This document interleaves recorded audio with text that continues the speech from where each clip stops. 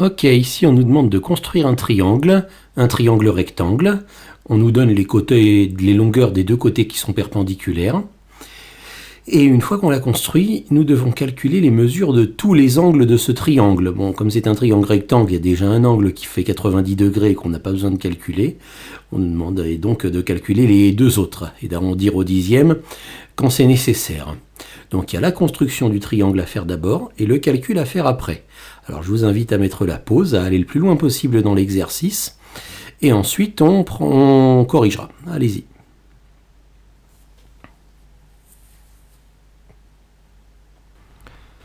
Pour la construction de ce triangle, comme pour la construction de n'importe quoi, il faut d'abord commencer par tracer un côté. Alors là, on nous donne deux longueurs de côté perpendiculaires, 3,3 et 5,6 cm. Moi, j'ai l'habitude de toujours commencer à tracer le plus long. Donc voilà, je trace un côté que j'appelle AB et qui fait 5,6 cm. Maintenant, on nous dit que le côté de 3,3 cm est perpendiculaire. Donc on va faire passer une perpendiculaire avec une équerre. Et sur cette perpendiculaire, voilà, on va mesurer 3,3 cm. Avec le compas, on va faire une petite marque au compas à 3,3 cm, après avoir ouvert notre compas à 3,3 cm. Et voilà, sur cette petite marque, ce sera le troisième sommet du triangle. Je vais l'appeler E. Et là, il ne me reste plus qu'à terminer de tracer le triangle. Avec le côté perpendiculaire de 3,3 cm. Je signale l'angle droit parce que c'est un triangle rectangle. Et je referme le triangle. Et voilà. C'est terminé pour la construction du triangle. Je précise quand même que vous, si vous avez fait ce dessin, vous n'avez pas forcément donné le même nom que moi au triangle. Mais ça ne fait rien, ça ne changera rien aux mesures des angles que nous devons calculer. Je précise encore autre chose. Je fais cet exercice au niveau de la classe de 4e. C'est-à-dire que je ne me servirai pas des fonctions qu'on apprend en classe de 3e et qui nous permettent de résoudre cet exercice un peu plus rapidement. Donc je reste au niveau de la classe de 4e en me servant uniquement du cosinus. Pour ceux qui se sont servis de la tangente, ça c'est du niveau de la classe de 3e. Vous pouvez aller voir sur ma chaîne de 3e, il y a des exercices qui font intervenir la tangente. Mais là, on reste au niveau de la classe de 4e avec les cosinus. Bien, alors pourquoi les cosinus? Parce qu'on nous demande de calculer des angles. Et dès qu'on a un calcul qui fait intervenir les angles dans le triangle rectangle, c'est avec les cosinus que ça se fait. Si on ne parle que de côté, c'est le théorème de Pythagore.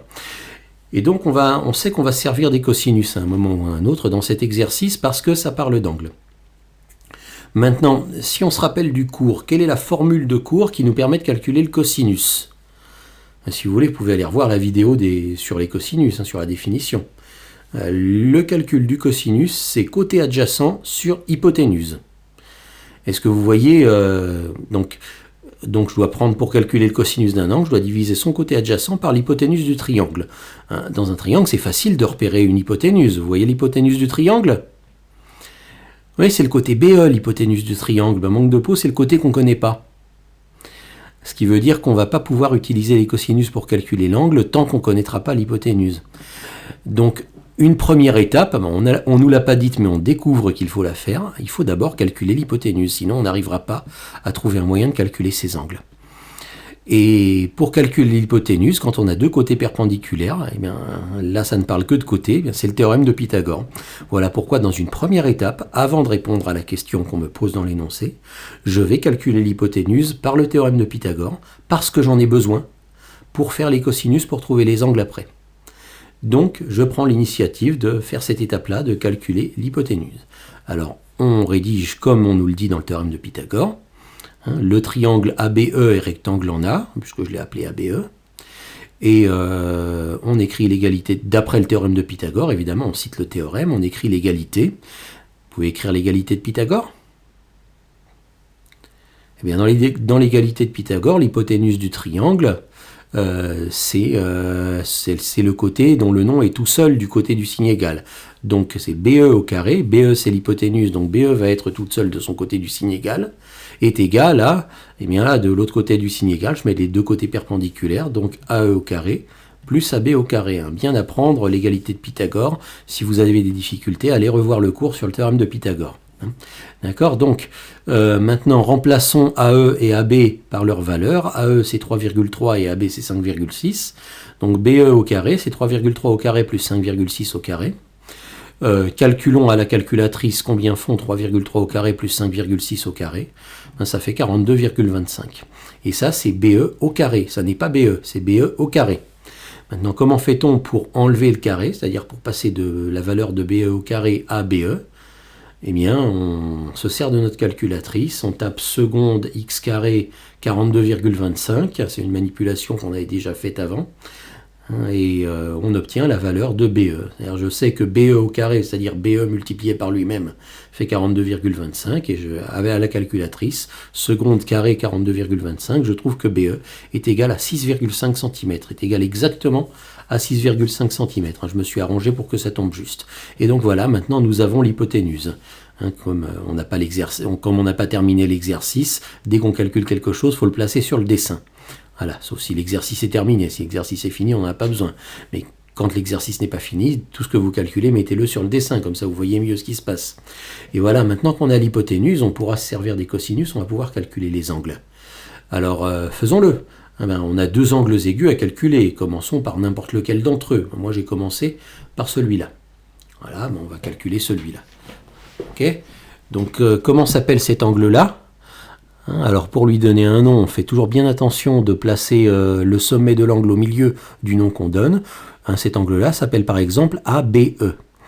Et on va se servir du cosinus de l'angle ABE. On dit cosinus, c'est toujours d'un angle. Le cosinus de l'angle ABE. On va écrire ce que la formule du cours nous dit. Cosinus de l'angle ABE égale. Est-ce que vous êtes capable de compléter cette formule?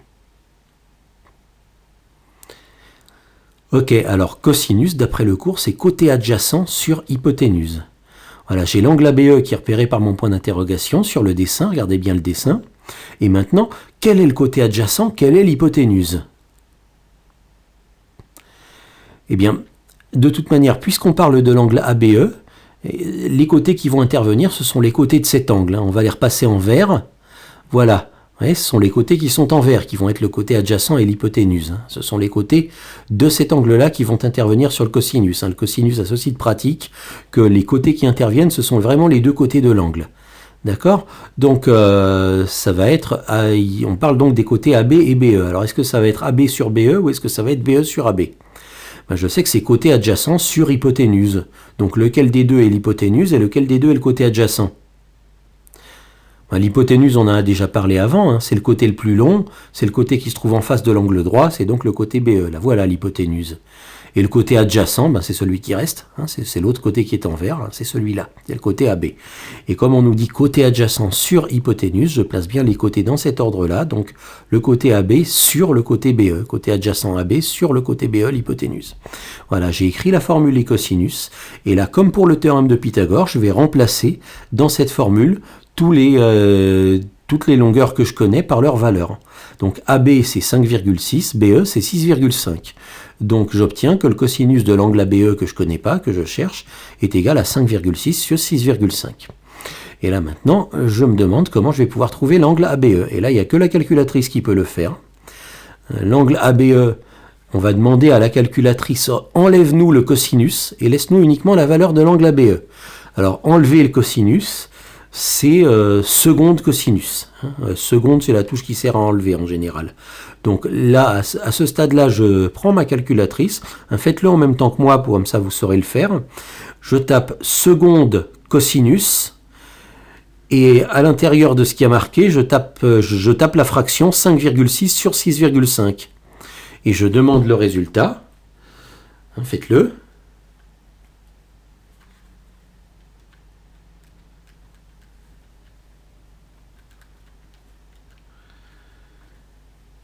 Eh bien, le résultat, c'est 30,51023741, etc.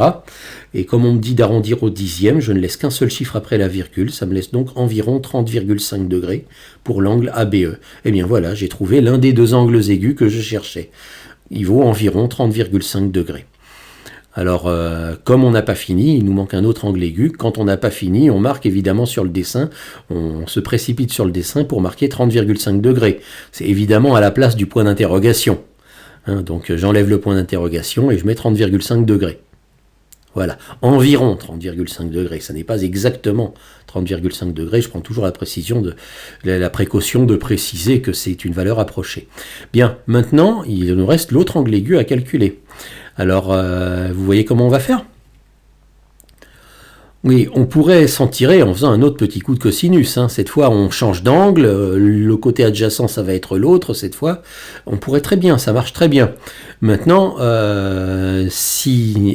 maintenant un élève de 5e vous dirait, mais attendez, on n'a pas besoin des cosinus. On sait calculer la valeur de l'angle AEB. Quand on a deux angles dans un triangle, le troisième angle, c'est facile. Hein, la somme des trois angles dans le triangle vaut 180 degrés. Donc, si je connais deux valeurs d'angle, je vais pouvoir trouver le troisième en calculant ce qu'il manque pour faire 180 degrés. Donc là, on pourrait refaire un coup de cosinus, on obtiendrait la bonne réponse, mais c'est peut-être un petit peu plus facile de dire que la somme des angles dans le triangle vaut 180 degrés, et que l'angle AEB, c'est ce qui manque, c'est donc 180, moins 90, moins 30,5, c'est environ, vous avez vu, hein, j'ai mis un environ égal, hein, parce que le 30,5 il n'est pas précis, et ça me donne que l'angle AEB, hein, je tape sur ma calculatrice, 180 moins 90 moins rep, la touche qui vous donne la réponse, la dernière réponse que vous avez obtenue, c'est en général la touche REP. Comme ça, vous demandez à la calculatrice de faire le calcul avec la valeur précise, beaucoup plus précise qu'elle vous a trouvée, pas avec l'arrondi 30,5. Et ça vous donne 59,48 que vous arrondissez à 59,5 degrés. Donc l'angle AEB vaut 59,5 degrés.